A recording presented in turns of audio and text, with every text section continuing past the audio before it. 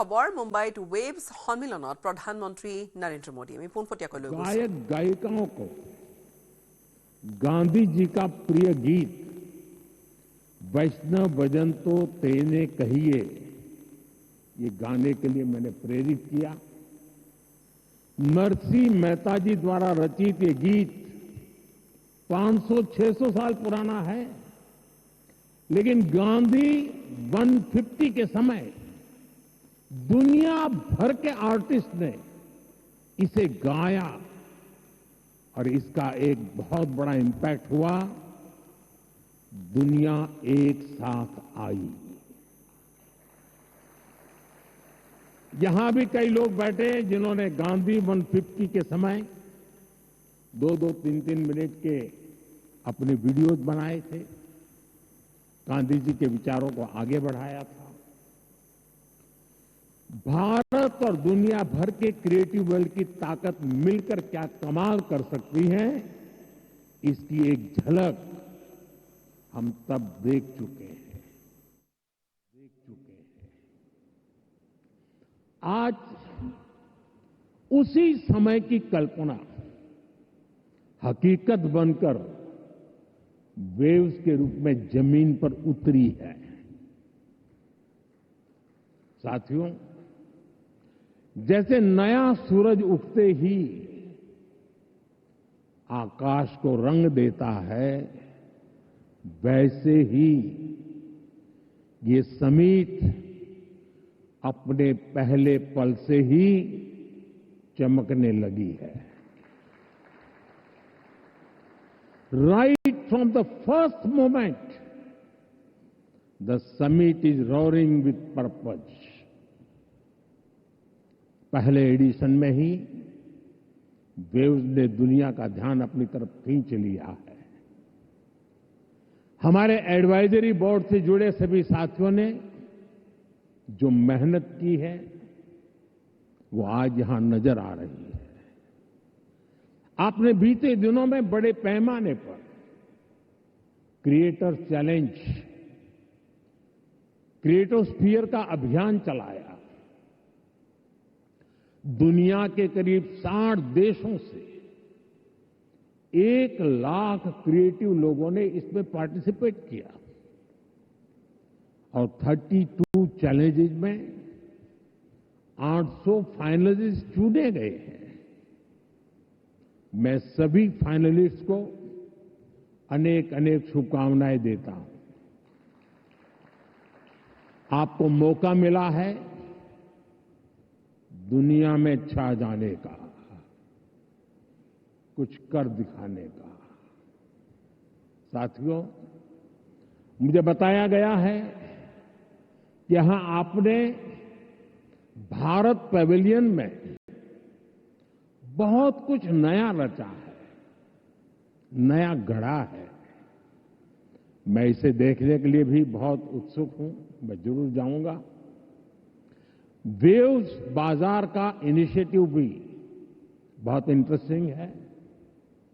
इसे नए creators encourage होंगे, वो नए बाजार से जुड़ पाएंगे। आर्ट की फील्ड में बायर्स और सेलर्स को कनेक्ट करने का ये आइडिया वाकई बहुत अच्छा है। साथियों, हम देखते हैं कि छोटे बच्चे के जीवन की शुरुआत जब बालक पैदा होता है तब से मां से उसका संबंध भी लोरी से शुरू होता है।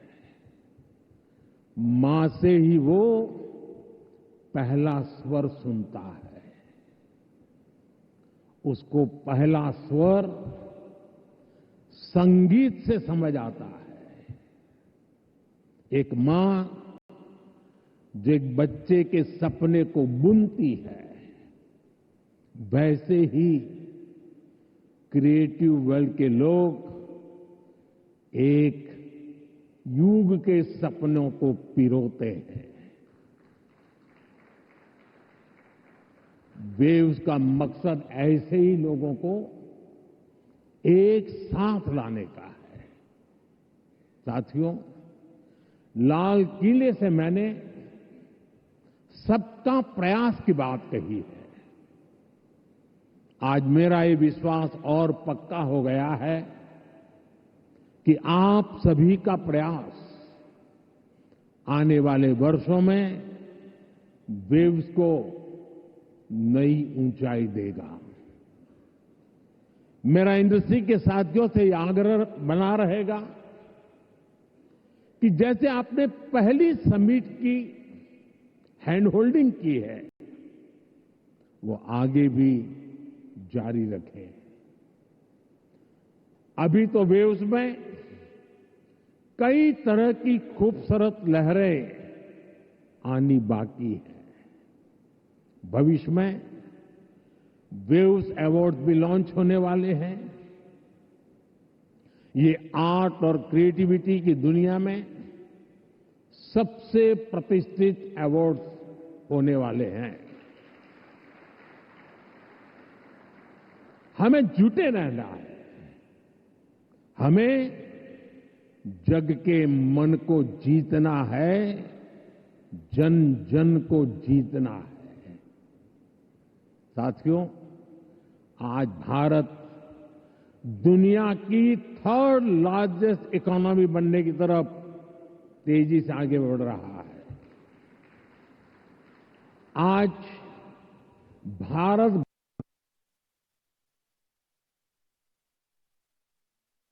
सेकंड लार्जेस्ट मोबाइल मैन्युफैक्चरर है। दुनिया का तीसरे सबसे बड़ा स्टार्टअप इकोसिस्टम भारत में है। विकसित भारत की हमारी जर्नी तो अभी शुरू हुई है। भारत के पास इससे भी कहीं अधिक ऑफर करने के लिए है। भारत बिलियन प्लस आबादी के साथ साथ बिलियन प्लस स्टोरेज का भी देश है। 2000 साल पहले जब भरत मुनि ने नाट्यशास्त्र लिखा तो उसका संदेश था, नाट्यम भावयति लोकम। इसका अर्थ है कला संसार को भावनाएं देती है, इमोशन देती है, फीलिंग्स देती है। सदियों पहले जब कालिदास ने अभिज्ञान शाकुंतलम, तब भारत ने क्लासिकल ड्रामा को एक नई दिशा दी। भारत की हर गली में कहानी है, हर पर्वत एक गीत है, हर नदी कुछ न कुछ गुनगुनाती है। आप भारत के 6 लाख से ज्यादा गांवों में जाएंगे तो हर गांव का अपना एक फोक है, स्टोरी टेलिंग का अपना एक खास अंदाज है। यहां अलग अलग समाजों ने लोक कथाओं के माध्यम से अपने इतिहास को अगली पीढ़ी तक पहुंचाया है। हमारे यहां संगीत भी एक साधना है। भजन हो, गजलें हो, क्लासिकल हो या कंटेम्पररी, हर सुर में एक कहानी है, हर ताल में एक आत्मा है। साथियों, हमारे यहां नाद ब्रह्म यानी साउंड ऑफ डिवाइन की कल्पना है। हमारे ईश्वर भी खुद को संगीत और नृत्य से अभिव्यक्त करते हैं। भगवान शिव का डमरू सृष्टि की पहली ध्वनि है। मां सरस्वती की वीणा विवेक और विद्या की लय है। श्री कृष्ण की बांसुरी प्रेम और सौंदर्य का अमर संदेश है। विष्णु जी का शंख ध्वनि सकारात्मक ऊर्जा का आह्वान है। इतना कुछ है हमारे पास। अभी यहां जो मन मोहने वाले सांस्कृतिक प्रस्तुति हुई, उसमें भी उसकी झलक दिखी है। और इसलिए ही मैं कहता हूं, यही समय है, सही समय है। ये create in India, create for the world का सही समय है। आज जब दुनिया स्टोरी टेलिंग के लिए नए तरीके ढूंढ रही है, तब भारत के पास हजारों वर्ष की अपनी कहानियों का खजाना है।